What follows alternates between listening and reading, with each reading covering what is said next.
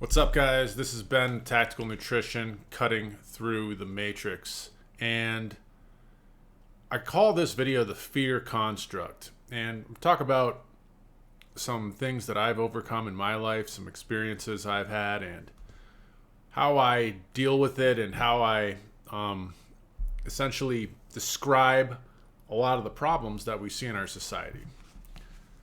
So I'll start with this analogy. If you guys have ever seen The Matrix, that's just a high caliber movie. 1999, I believe, was the first one.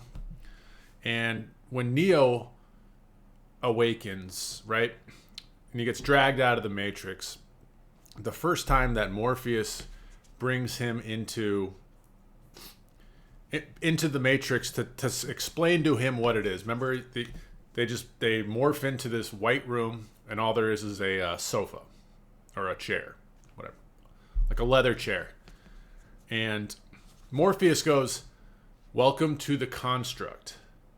And that really stuck with me over time, which is where I came up with the idea of the fear construct, because, we all come into this world essentially with a blank slate, right?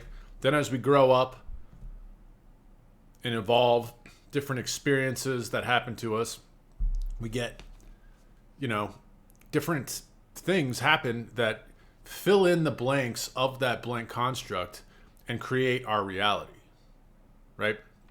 Now, we live in trying times right now. I just want to go through a couple of things that I've noticed, right? I mean, the economy is not doing so well. People in general are not doing so well, especially younger people. So if you're out there and you're one of these younger people, feel your pain, because it's almost impossible to afford rent or a house. Insurances are going up. Financially, things are not looking too good. And in my opinion, I don't think that they're going to get better. This is not just some little blip or wave, or how they say ups and downs, like the stock market. We are in a period of very high inflation. It's been that way for a long time, and it's just catching up, and it's just getting worse and worse. The price of food, the price of gas, the price of cars, the price of insurance, all these different things, all these little fees that you have to get. I'll go on a little bit of a rant here.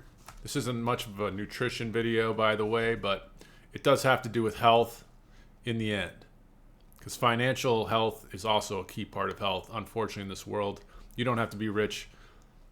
You just have to be satisfied, but you do need some money, some sort of capital, in order to survive, unless you're happy living on the street in the corner. And so,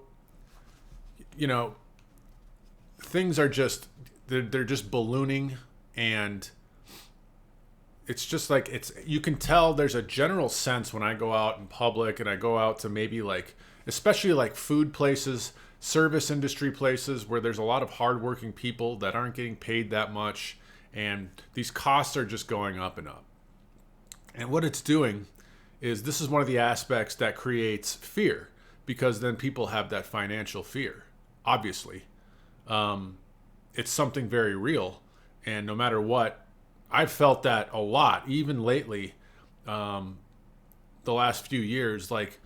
There's a lingering anxiety of okay, especially with my type of job, it's very volatile with my income. It's not like a steady state income where I know exactly what's going to be coming in.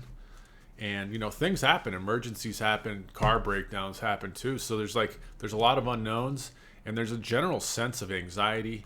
Again, I'm targeting this at younger people, but that's one of the aspects of this matrix, this financial fiat system that we're in, where it just seems like the government's trying to take your money through taxation. The government's trying to take your money through all these needless insurances. I, for one, just hate car insurance. I have not made a claim ever on car insurance, and I look back sometimes and think about how much money I've paid in to car insurance, and it's enough to basically pay for the vehicle that it's insured for completely. Again, you're basically paying for your vehicle twice, and over time, maybe even 3 times, depending on the cost of your vehicle. It's depressing to think about. But so finances is one part of this fear matrix, right? Another part of the fear matrix is the main thing probably is the media. So I do go through the media, like to keep up to date on current events, but like mainly I look for nutrition and health stuff, which there's really not a lot in the mainstream media. Everything is basically revolves around drugs and pharmaceuticals at this point. They scoff at natural health, and we're always told to be afraid. What's the next plague that's coming?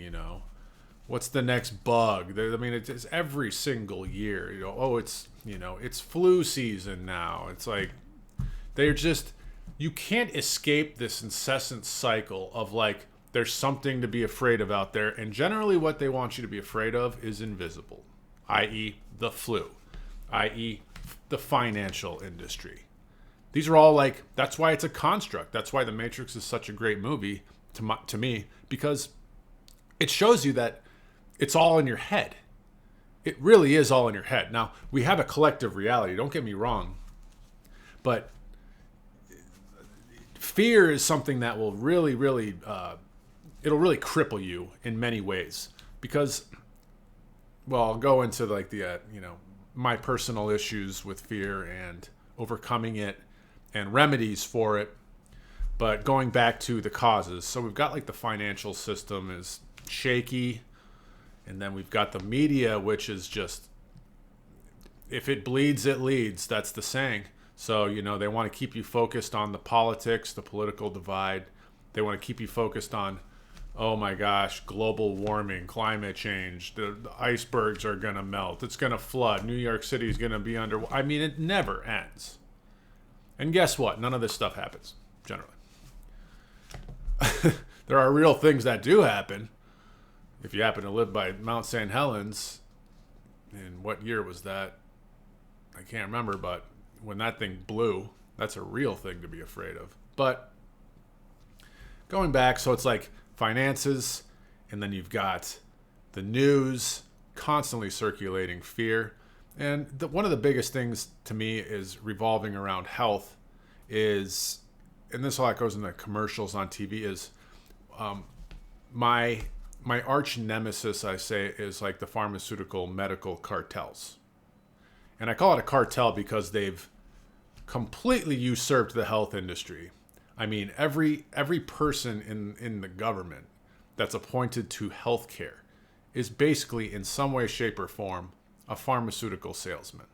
They're either a CEO from a pharmaceutical group that may or may not, half of them may or may not have ever even been a doctor, or even a lot of them aren't even in good shape. They don't look healthy themselves. But it's pharmaceutical companies, and they want to sell a lot of products to you. So how do they sell products to you? They get you afraid. They say that all of these diseases that we have are, basically they imply most of them are going to be with you for life. And so that's why you have to be on their drugs for the rest of your life. They want you as a lifelong customer. Very rarely, and it's up to the doctors themselves. I mean, what really comes down to is your physician, finding a good physician. But very rarely are they ever going to be like, just take this for 6 months and then be off of it. Whether it's psychiatric drugs, right? Where, oh, you have anxiety, like as if everyone doesn't have anxiety at some point. Oh, you have anxiety, get on this drug. And then they never tell you, like, they just imply that, like, there's something wrong with you. That's the key thing with healthcare industry these days, is there's something wrong with you and there's nothing you can do about it. So take this product here, this drug, and for the rest of your life, and at least it'll keep it at bay. That's kind of the situation we're in. I've got a direct example of that. It's not psychiatric, but Ozempic. So these GLP-1 drugs, like Ozempic, that basically cause your digestive tract to move slowly, sluggishly, so you don't digest food as much, so you feel fuller and you lose weight. It's a horrendous strategy if you really want to lose weight over the long run. But now they want to target heart patients. I posted this on Facebook the other day. They're saying that these studies are saying that you have less risk of a stroke, and they didn't link to the study, which is annoying because I would have liked to read the actual study and check it out at least. But this is what they do to expand the market. The pharmaceutical companies must expand constantly. So they realized that a lot of people were taking Ozempic, becoming Ozombies. There's lawsuits going on, but now they expanded out off-label prescriptions for people with heart disease, and they continue. This will happen. This has been happening for decades, and it will continue to happen as long as we allow it to. And unfortunately, a lot of people do allow that. But this is, okay, the crux. Now, all of these things lead to something that lead to an emotional state known as fear, right? Now, here's my personal experience. This was an experience that stuck in my head because I love to snowboard, and I used to be pretty crazy. I'm not saying I was crazy good. I mean, I could carve really well and stuff like that. But we used to hit the park back in Wisconsin, and nobody was really that good. But every once in a while, we'd fly off some pretty big jumps and take some gnarly wrecks. But I remember sitting at the top of Breckenridge and looking down at the biggest jump they had. It was like a 40-foot gap or something. This was probably about 8 years ago. And I was petrified with fear. I mean, I was just breathing. I was trying to motivate myself. But when you look down at one of these jumps, they look a lot. They don't look nearly as big when you go down next to it. That's what's funny. But from the top of the mountain, they look massive. So you're staring down there and you're starting to think about what could happen. And then the worst thing you can do is imagine messing up. What if I catch my edge on the lip and just tumble off and land on my shoulder and break my shoulder, or you start thinking about all these terrible things. But I also in my head was I did a psychoanalysis at that moment. I ended up hitting the jump and just kind of sailing over it. Didn't do anything fancy, but I made it, overcoming my fear at that moment.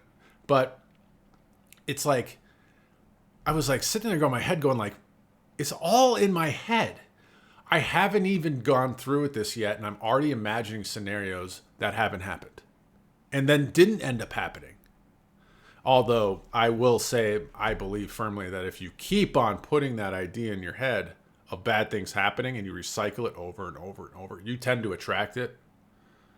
It's like the universe tends to respond to what you're thinking about. But going back to life in general and all this stuff, what happens when we're trying to level up ourselves with health, finances, relationships, spirituality, relationship with God, whatever it may be, is we get caught in the fear construct. All of these things that have happened in the past, all the bad things that have happened, fill in that blank construct, create our reality, and we end up fearful of going for our goals. And we've all heard that phrase, there's two things. You can either live with the pain of discipline and the pain of regret. I would also say, the pain of feeling the fear and going through with it anyway, or the pain of feeling the fear and not going for it and then living with regret later. And so fear is also a really low emotion. They can actually measure the frequencies of emotion. Fear is one of the lowest. Fear, shame, resentment, those are even below depression. And they've measured the frequencies through ECGs. So you can actually look it up. It's not something it's not some woo-woo topic. They've actually scientifically proven this. On the top is love and gratitude. Things like that. So when you're in fear, you're a low emotional frequency. You tend to attract frequencies tends to attract like. And so this is kind of where I feel there's a lot of those people that, why does this always happen to me? Why does the same thing keep happening? Why do I get sucked into these poor relationships? Why am I constantly broke? Why am I always getting sick? Why does it seem like the opportunities pass me up all the time? It's like, because you're living in fear. Now, how do you get over it? One of the first things, and this is, I think, one of the most important, is eliminating these things from our lives that are totally our responsibility. Eliminating the things that cause the fear. For instance, doom scrolling on social media and or the media. I have been guilty of this. I still do it sometimes because it sucks you in, which is what they're trying to do. But I more and more, I never visit CNN or Fox News or any of these major media companies. They're all owned by the same people, by the way, if you look at the top. It's an illusion of choice. It's another thing of the Matrix. It's that illusion. You think you're looking at 50 different publications when really, if you look at the top, they're owned by the same 5 companies. There's actually a graph out there, if you look, where every single media company out there is owned by it's either I think it's 5 companies. It might even be lower than that now. They might have even conglomerated into 3. Eventually it could just be 1, and we'll really be in trouble then. But because they caused the political division, this all has to do a lot of times with controlling the population. Governments in general, they want to control the population. They don't want people questioning things. They don't want people opting out of the system. They don't want people running around doing things that they can't, observe or control, better yet. So that if they keep the people in fear, then the people will stay in that low emotional state, and they will go about doing the same things over and over and over and consuming it. Just like the book 1984, it's very important for people to read 1984 to understand these things. It's a metaphor. It's just a book. Don't take it 100% literally, but it's a metaphor. In 1984, Big Brother is watching. Everywhere they go, there's a telescreen. Everywhere we go, there's a telescreen. There's cameras everywhere. Our phone is watching us. Our phone is listening to us. Your smart appliances at home are listening to you. See how I'm kind of getting into my own head again? You realize these things and they make you fearful. Although I feel like there is a good thing about being aware of the situation, being aware of the enemy. But opting out of the media, do you really need, unless you're directly involved, do you really need to go to these websites that are just saying the same crap over and over? They've been saying the same crap since, I'm 40 years old. They've been saying the same crap since I can remember reading it. It's just recycled. It's just same crap, different day. Be afraid of this. Your political side, red side, blue side. Oh no, your side is bad. Our side is good. It's just the same crap. It just flip-flops over and over and over. So getting rid of that media, that's a big part. And you might feel a void at first. This is like getting off of drugs, a lot of this stuff. You will literally go through withdrawals. That's why people put their phone down, if you're noticed. And I've noticed this myself, but you're scrolling through, doing whatever, and then you put your phone down, and you're like, okay, I'm done with that. And then literally 10 seconds later, you look at it. What did I miss? What did I miss? And, people are just addicted to their phone. Well, this is not part of the video, but it's obviously true. And a part of that is also you're looking at social media where you're comparing yourself to everyone's highlight reel. Doesn't necessarily, it does create a fear complex in a way because you see everyone else successfully. Oh no, what if I'm not successful? What if people don't like me? What if this happens? What if that happens? So getting out of the media or just using it with social media, my strategy, it's only from a business standpoint, or if I'm just messaging a client or a friend or whatever, is in and out. I try to get in there, do what I'm trying to do, and then get it out of there as soon as possible before I start scrolling. Because once you start scrolling, your brain waves change and you just get into that sucker mode. So getting out of the media, being very picky about what you put in your brain, reading more books that generally do not try to propagandize you as much. Okay, watching TV. This is kind of the same thing, right? One of the reasons is if you don't watch TV, which I don't even have cable. I haven't had cable for like 10 years. So the only time I see cable is when I'm out at a bar or a restaurant or the airport or whatever. And it's bizarre that anyone could watch that. But now you don't see all those pharmaceutical commercials. You know, the ones that are totally made up, that like they talk about type 2 diabetes and then they show like a perfectly healthy guy running through the field. It's like, that's not who has type 2 diabetes, buddy. It's an illusion. But they want to target you. They don't want you to like, they can't put the real people that are suffering from type 2 diabetes on there. They have to make it fit everyone. So they put average people out there on these pharmaceutical commercials to make it seem like, oh, you're at a healthy weight, normal, but oh, you just have type 2 diabetes. Here's the drug. So anyway, don't watch cable. You don't have to go through those crappy ass pharmaceutical commercials, the crappy ass shows that are following them and all the other crappy ass stuff, which is all it is. It's a bunch of crap.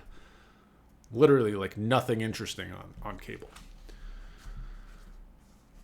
Keeping yourself healthy, all right? The more you can keep yourself healthy naturally, through food, nutrition, and fitness, all things that you have control over for the most part, right? Then you don't have to worry about being sucked in the other way into the medical system. Because I know people right now that are going through health crisis of different kinds, whether it's like kidney disease, autoimmune conditions, fibromyalgia, lupus. I know people that are going in there just constantly sick. And they never seem to know the problem, the doctors. So they're just constantly going in there. It bankrupts them. It's an ugly ordeal. Our medical system is not good. And I mean, one of the main reasons being finances. It will bankrupt you. I mean, literally. The average person doesn't even have like $500 for an emergency, and I mean that covers nothing. When I dislocated, I hurt my shoulder snowboarding when I was 18, and I went in there and I had really good health insurance, where it like I actually did, because I had $100 copay on the ER. That's unheard of. That means if I go to the ER, no matter what, I paid $100.